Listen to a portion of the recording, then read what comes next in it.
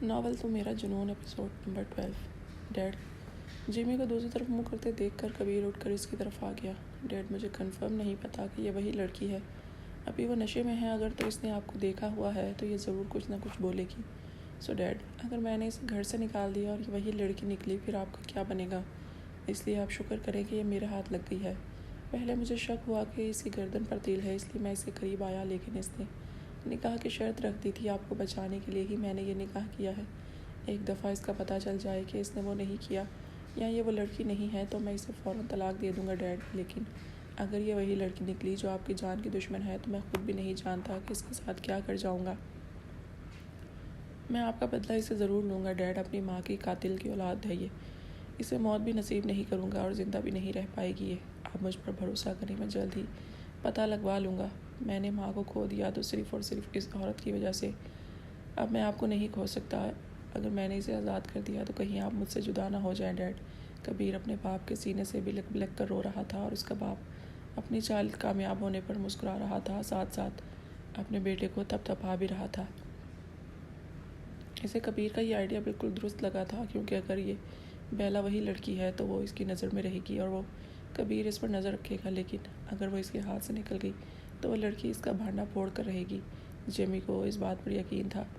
Jamie Kabir को kitchen में ले गया और एक गिलास में पानी में इसे लीमू डाल कर दिया। कबीर ने पीकर एक और गिलास में भी ऐसा ही पानी बनाया और अपने रूम में आ गया।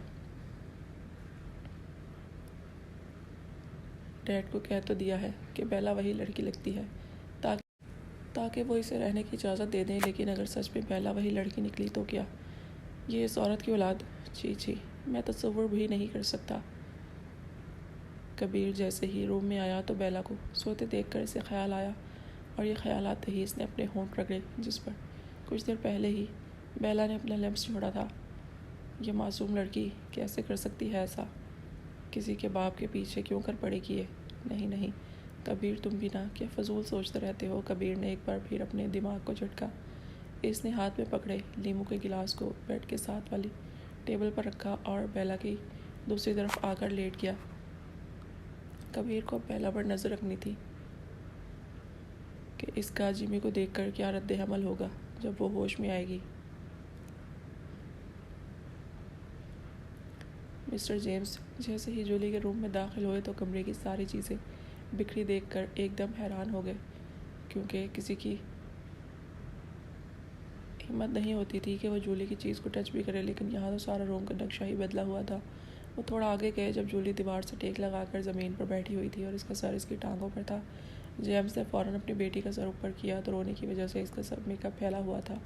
पहले तो वो डर ही गई कि ये क्या बनी हुई है, लेकिन वो जूली की हालत पर इसके ज़ख़म पर नमक नहीं छिड़कना चाहते थे, इसलिए ये बात अपने मुंह से बाहर ना निकाली।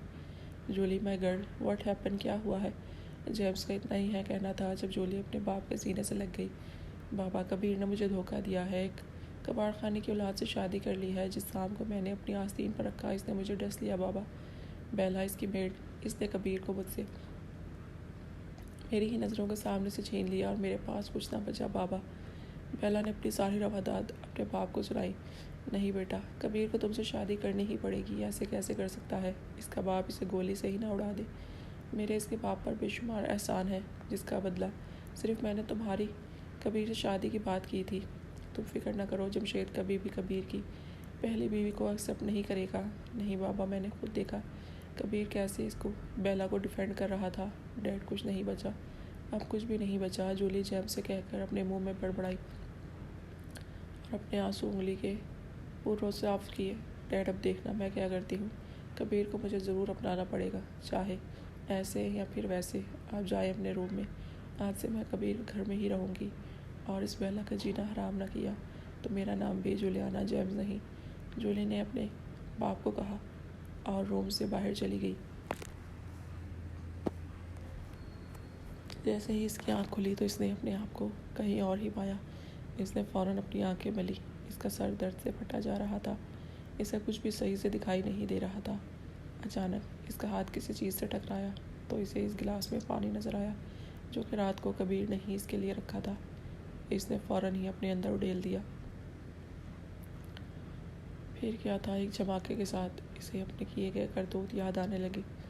वो भी किसी फिल्म की तरह। पहले वो थप्पड़ जो इसने कबीर को मारकर इसकी गाल लाल किए थे, और इसके बाद इसने कबीर को किस की, और फिर इसके सीने पर चाकू से। बेशरम बेला, क्या कर दिया तुमने? एकदम इसने अपने होठों को रगड़ा। अब मैं कैसे सामना करूँगी इसका? नहीं नहीं, मैं ऐसा रिएक्ट करूँगी जैसे कि मुझे कुछ याद भी ना हो। हाँ, ये ठीक है, बेला ने दिल में ऐद किया। लेकिन फिर थोड़ी देर बाद इसे जब कल का रात का मंजर याद आया जो इसने कहा था, तो सर पकड़ कर बैठ गई। क्या मतलब, कबीर सच में मेरे लिए फील करता है? ऐसा वैसा नहीं, क्या पता, मैंने जूली का ऐसा बोला होगा इसलिए इसने ऐसा कहा होगा। हाँ शायद बेला खुद ही से अंदाज़ा लगा रही थी, लेकिन वो शख्स कौन था?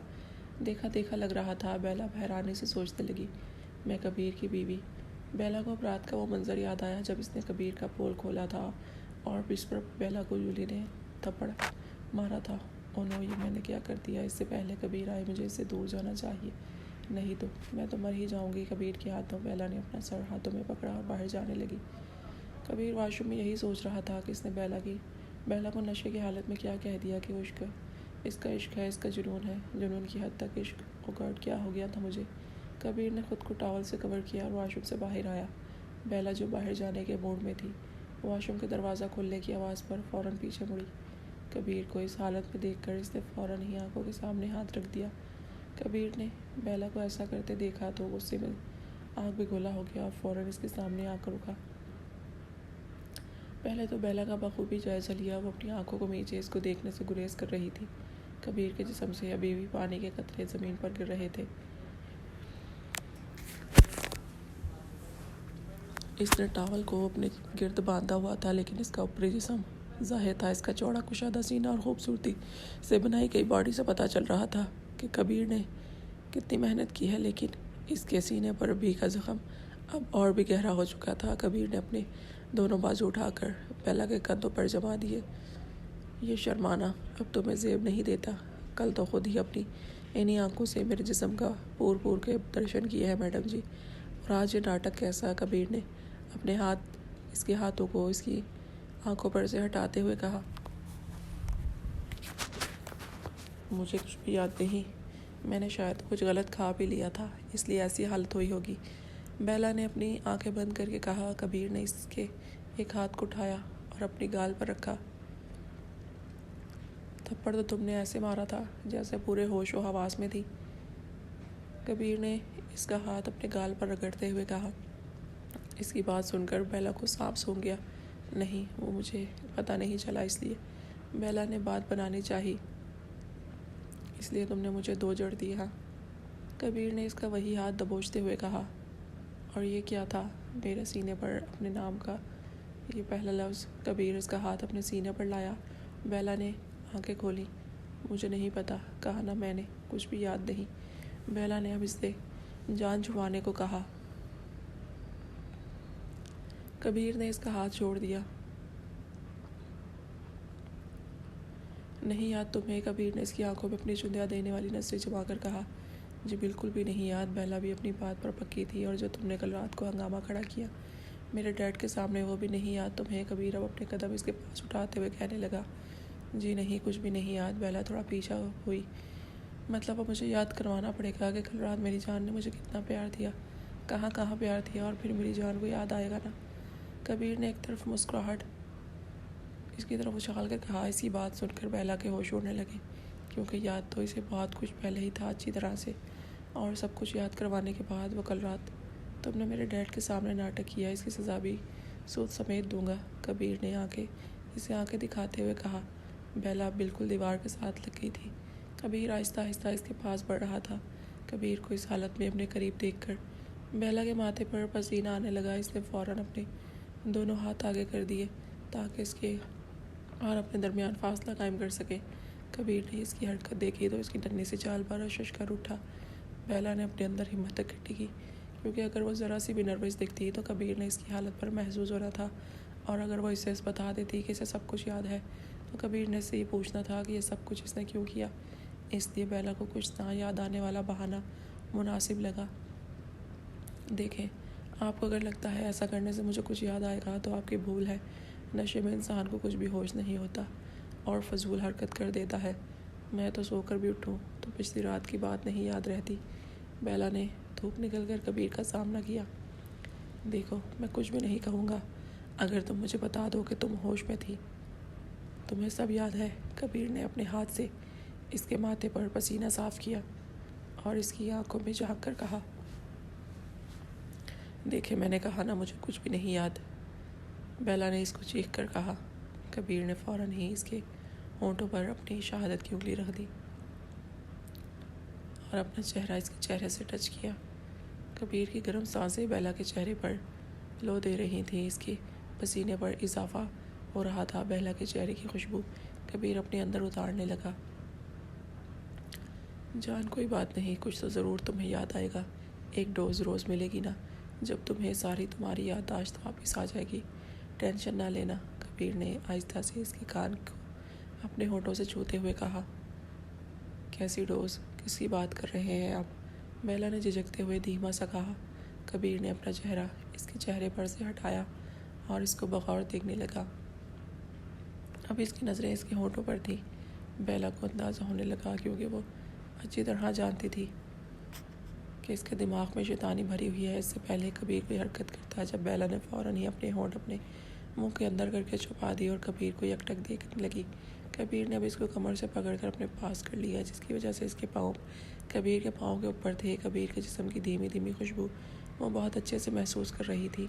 कबीर ने इसकी गर्दन की एक तरफ को जाकर अपना चेहरा छुपाया और फिर ज़ोर से अपनी दाढ़ी इसकी गर्दन पर रगड़ी।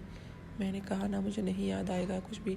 ये क्या कर रहे हो? बेला को जैसे ही दाढ़ी की चुभन हुई तो फ़ौरन ही कबीर के बाजू पर अपने नाखूनों के निशान छापने लगी, जहाँ कल के निशान में मौजूद थे। कबीर को जब इसके नाखूनों की चुभन महसूस हुई तो इसने और भी ज़ोर से अपनी दाढ़ी रगड़ी। देखो, अपने नाखूनों को दूर रखा करो मुझसे, नहीं तो तुम्हारे नाखूनों के साथ साथ उंगलियां भी काट दूंगा। कबीर ने अपनी दाढ़ी को और ज़ोर से रगड़ कर कहा। पहले आप अपनी दाढ़ी को संभालें, नहीं तो आपको छीला हुआ आलू बना दूंगी। बेला ने अपने नाखून से कबीर के बाजू पर खराश लगाते हुए कहा। व्हाट? छीला हुआ आलू? जी, कैसे ज़ुबान यूज़ करती हो तुम? कबीर ने फ़ौरन ही अपना चेहरा इस पर से उठाते हुए कहा। यस, जब ऐसा करूँगी ना तब खुद को शीशे में देख लेना, लग जाएगी समझ। बेला ने नाक से मक्खी उड़ाते हुए कहा और फ़ौरन ही मौका देखकर भाग गई। रुको, तुम ऐसे नहीं जा सकती, बहुत बुरा होगा। कबीर ने इसे कहा। आपको याद है, आपने भी बहुत कुछ कहा था कल रात को। जब आपको याद आएगा फिर मैं भी बता दूंगी कि मुझे याद है कि नहीं। बेला ने दरवाजे पर से झांकते हुए कहा और बाहर की तरफ दौड़ लगा दी। व्हाट द हेल, बेशरम लड़की, मैंने ऐसा क्या कहा?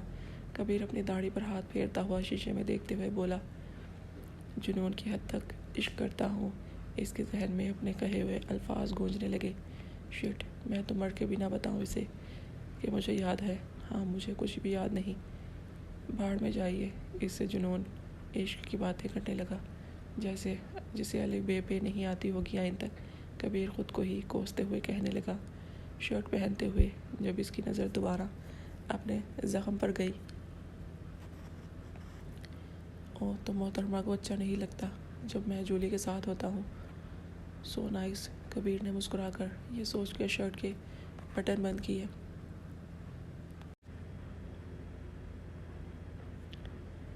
थैंक गॉड इसने फरहान का नहीं पूछा और ना ही इसे पता है फरहान का। बस जल्दी से मेरा पासपोर्ट आ जाए और मुझे इससे छुटकारा मिल जाए, फिर भाड़ में जाए ये कबीर और जूली। मुझे कोई फ़र्क नहीं पड़ता, जूली के साथ जो मर्ज़ी करे, लेकिन वो अंकल, मुझे देखना होगा इन्हें ऐसा क्यों लग रहा है जैसे ये वही है। अगर ये वही निकले तो फिर कबीर इसका बेटा होगा। गॉड, अगर कबीर को अंकल ने बता दिया कि मैं इनके ख़िलाफ़ केस फायर करवा रही थी तो वो तो मुझे छोड़ेगा नहीं। मुझे जल्द ही कबीर के डैड की सच्चाई बतानी होगी इसे, और इसके बाद फ़ौरन ही पाकिस्तान चली जाऊंगी। हाँ, ये ठीक है। बेला ने खुद ही से मंसूबा बनाया और रेडी होकर वापस अपने क्वार्टर से घर के किचन में आ गई। ए लड़की, क्या कर रही हो तुम? जेमी ने जब किचन में इसे देखा तो चिल्लाने लगा। बेला की पीठ जेमी की तरफ थी। जैसे ही इसने पीछे मुड़कर देखा तो हैरत का झटका लगा, जिसकी वजह से कांच का गिलास इसके हाथ से छूटकर ज़मीन बोस हो चुका था।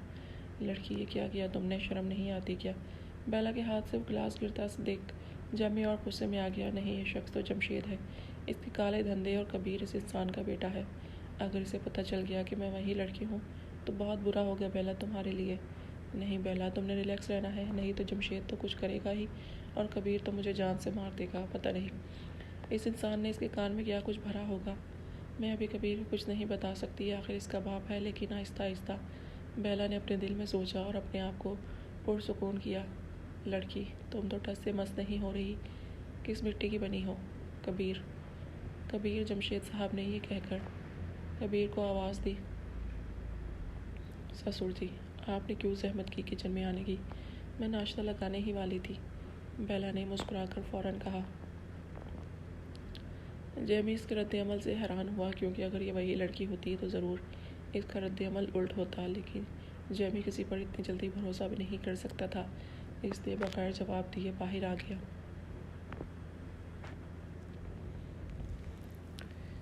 यस डैड, आपने बुलाया था? कबीर जूस गिलास में उड़ेलते हुए बोला। कुछ नहीं ससुर जी ने बस नाश्ते का ही कहना था। इससे पहले जेमी कुछ कहता, बेला फ़ौरन डाइनिंग में आकर बोलने लगी। कबीर, कबीर, अभी कबीर ने जूस मुँह के साथ ही भी नहीं लगाया था कि जूली की आवाज़ ने सबको हैरान कर दिया। तीनों ने बैक वक्त पीछे मुड़कर देखा। जूली के एक हाथ में लिफाफा और दूसरे हाथ में एक बैग था और तेज़ी तेज़ी से अंदर कदम जमा रही थी। जूली, ये सब क्या है? कबीर अपनी सीट से उठकर इसके पास आया। जूली ने अपना बैग एक साइड पर रखा और कबीर के दोनों बाजू पकड़कर ज़ोर ज़ोर से घूमने लगी। Kabir, I love you so much. तुम्हें नहीं पता कि मैं कितनी खुश हूँ, वरना कुछ लोगों ने तो खुशियाँ ही छीन ली थी। जूली ने बेला को निशाना बनाकर कहा, जो कि कबीर के थोड़ा पीछे खड़ी सारा मंजर देख रही थी। लेकिन जमशेद अपनी मुस्कुराहट होंठों में सजाए नाश्ते में मसरूफ़ था, जैसे इसे इस सारे ड्रामे का पहले से ही पता था। क्या हुआ है जूली, कुछ बताओ भी सही, कबीर ने अपने बाजू छुड़वाते हुए कहा, जिस पर जूली ने वो लिफाफा इसे थमा दिया। कबीर ने झट से इसे देखा तो इसकी आंखें फैलती चली गई। पॉजिटिव रिपोर्ट, कबीर के लब फड़फड़ाए। Yes Kabir, I am pregnant, मैं माँ और तुम बाप बनने वाले हो। जूली ने कबीर का हाथ उठाया और अपने पेट पर ले गई। फील करो कबीर, जूली ने अब आहिस्ता से कहा। कबीर तो कुछ सुना ही नहीं दे रहा था, वो खा कुछ फील करता। इसे तो वो रात याद आई, तब तो इसने बेहोशी की दवा दे दी थी इसे, तो फिर ये रिपोर्ट पॉजिटिव कैसे? इसे कुछ समझ नहीं आ रहा था कि क्या चल रहा है। वो इसे इस रात की सच्चाई भी नहीं बता सकता था। कबीर, अब के ये भारी बैग मैं खुद ही तुम्हारे रूम में शिफ्ट करूँगी, जूली ने कबीर से कहा। नहीं जूली, कबीर इस पर फ़ौरन बोला। बेला, क्या देख रही हो, लेकर जाओ ना। जेमी ने फ़ौरन ही बेला को कहा, नहीं डैड, ये मेरी बीवी तो नहीं है, सो अभी ये मेरे रूम में परमानेंट नहीं रह सकती। कबीर जेमी को बोला, ओके, फिर कल ही तुम्हारी एंगेजमेंट करवाता हूँ। जूली, डोंट वरी, इस रूम की असली हकदार तुम ही हो। जेमी जूली का गाल थपथपाकर चला गया। कबीर, मेरा सर चकरा रहा है, प्लीज़ मेरा रूम दिखा दो, जूली ने कबीर से कहा। कबीर ने इसका बैग थामा और इसे लेकर जाने लगा, जब निगाह बेला से टकराई, जो कब से ये सब कुछ देख रही थी। जैसे ही कबीर ने इसे देखा तो एक मुस्कुराहट इस पर उछाली और फ़ौरन अपने क्वार्टर पर चली गई। कबीर को बेला की मुस्कुराहट से लगा कि शायद इसे भी लगता है कि जूली का प्लान है, क्योंकि इस रात बेला भी इसके साथ ही थी। इस बात पर इसे थोड़ा सुकून मिला। बेशर्म इंसान, इससे और उम्मीद भी क्या लगाए बंदा, और कोई काम ही नहीं जब इसका। खैर मुझे क्या, आज ही फरहान से मिलूँगी और वापस जाने का पूछूँगी, इससे तो जान छूटेगी। बेला जल्दी से अपने कपड़े लेकर वाशरूम में घुस गई। वो जैसे ही अंदर आया तो रूम में वो मौजूद नहीं थी। यकीनन वो वाशरूम में हो गई, यही सोचकर वो इसके बेड पर कब्जा जमा कर बैठ गया। थोड़ी देर बाद किसी ख्याल के तहत उठा और इसकी लोहे की बनी अलमारी खोलकर जायज़ा लेने लगा, जिसके अंदर इसकी किताबों और कबीर के दिए गए कपड़ों के अलावा कुछ भी न था। कबीर ने इसका एक ड्रेस बाहर निकाला और इसका जायज़ा लिया। ब्लैक कलर की टॉप जिस पर वाइट नग लगे हुए थे और इसके साथ वाइट कैपरी, जो बेला ने एक दफ़ा भी नहीं पहनी थी। कबीर ने ड्रेस बेड पर रखा और टहलने लग गया। जैसे ही बेला बाहर आई तो कबीर को देखकर गुस्से से भर गई। अंदर कैसे आए तुम? बेला ने कबीर से गुस्से से कहा। कीस थी मेरे पास, रूम कीस दिए, खोल कर आ गया, कबीर इसका जायज़ा लेते हुए कहने लगा। जिसने ब्लू शर्ट पहनी हुई थी और साथ में जीन्स। कबीर को लगा वो बाहर आकर ही ड्रेस पहनेगी, लेकिन वो गलत था। मुझे यूँ नहीं जाना है, सो तुम चले जाओ जूली को अब तुम्हारी ज़्यादा ज़रूरत है। बेला शीशे के सामने खड़ा होकर इसे कहने लगी, मैडम ने प्लान बनाया है ताकि मैं जल्द ही इससे शादी करूं, और सारा किया कराया तुम्हारा ही है। अगर तुम इस दिन कुछ ना कहती तो आज ये सब भी ना होता। कबीर इसके पीछे आकर कहने लगा, वाह, सारा किया कराया मेरा? मैंने इसे माँ बनाया है क्या? खुद फंसे हो तो मुझ पर इल्ज़ाम ना ही लगाओ, और मैं पहले की ही तुमसे कह चुकी हूँ, मुझे कुछ भी नहीं याद मैंने क्या कहा था कल। सो प्लीज़ इस चीज़ को प्लान का नाम ना दो, बल्कि अब तो अपना ही नाम दो तुम। बेला पीछे मुड़कर कबीर के पास आई। क्या हो गया है तुम्हें? तुम तो इस रात मेरे साथ थी, फिर तुम्हें कैसे लगता है कि ये सब सच है? वो सच में एक्सपेक्ट कर रही है। कबीर ने गुस्से से अपने हाथ बेला के कंधों पर रखे। इस रात का मुझे नहीं पता, इससे पहले भी तो तुम जूली से मिलते होगे। ऐसे तो नहीं सकता कि तुम्हारा और इसका रिलेशन इस दिन ही बना था। और हाँ, तुम जैसे लड़के दूध के दूल्हे नहीं होते।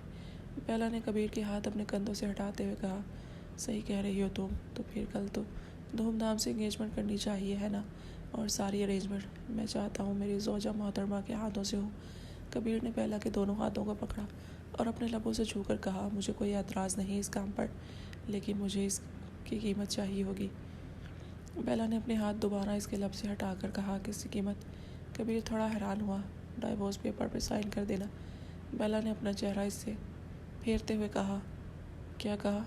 कबीर को लगा जैसे इसने कुछ गलत सुन लिया हो। तलाक चाहिए मुझे, बेला ने दोबारा इसकी आंखों में झांक कर कहा, जो शोले बरसाए से काट खाने को दौड़ रही थी। तलाक यानी डाइवोर्स चाहिए तुम्हें? कबीर ने इससे दोबारा पूछा। अपने कान का इलाज करवाओ, बेला ने अब जान छुड़वाते हुए इससे पूछा। कबीर ने फ़ौरन इसकी शर्ट इसके गिरेबान से पकड़ी और ज़ोर से खींची, यहाँ तक कि इसकी शर्ट 2 हिस्सों में तकसीम हो गई। बेला ने फ़ौरन अपने खुले सीने पर हाथ रखा और इसे ढांपना चाहा। ये क्या करने जा रहे हो? मेरी सारी शर्ट का कबाड़ा कर दिया, तुम होश में तो हो?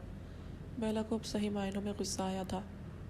मैं होश में हूँ, लेकिन तुम्हारे होश ठिकाने लगाने हैं, ताकि आज के बाद तलाक का लफ्ज़ अपने दिल में लाने से पहले भी 1000 दफ़ा सोचना पड़े तुम्हें। कबीर ने दांत पीस कर इसे कहा और इसकी गर्दन पर दांत गाड़ दिए। ये तुम्हारी भूल है कबीर। इस तरह तो हर सेकंड मेरे दिमाग में सिर्फ यही एक लफ्ज़ छाया रहेगा कि मुझे तुमसे आज़ादी चाहिए। बेला ने एक सिसकी ली और कबीर को अपनी गर्दन से हटाने की कोशिश करने लगी, जिसका रुख अब बेला के सीने की तरफ था। बीवी को अपने शौहर पर यकीन होता है। बेला, लेकिन तुम उल्टा मुझे ही कौस रही हो। तुम्हें लगता है मैं गलत हूँ? जूली के साथ तुम रही हो कितना हो, तुम इसे नहीं जानती जितना मैं जानता हूँ इसे। बेला। कबीर ने बेला के सीने से अपना चेहरा हटाया और उसके चेहरे को दोनों हाथों से थाम कर कहने लगा, प्लीज़ कबीर, तुम इस वक्त मेरे शौहर नहीं थे। बेला ने अपनी आंखें बंद करके उसे कहा। वो कबीर की बातों में बिल्कुल भी बहकना नहीं चाहती थी, क्योंकि इसने जल्द ही पाकिस्तान रवाना होना था।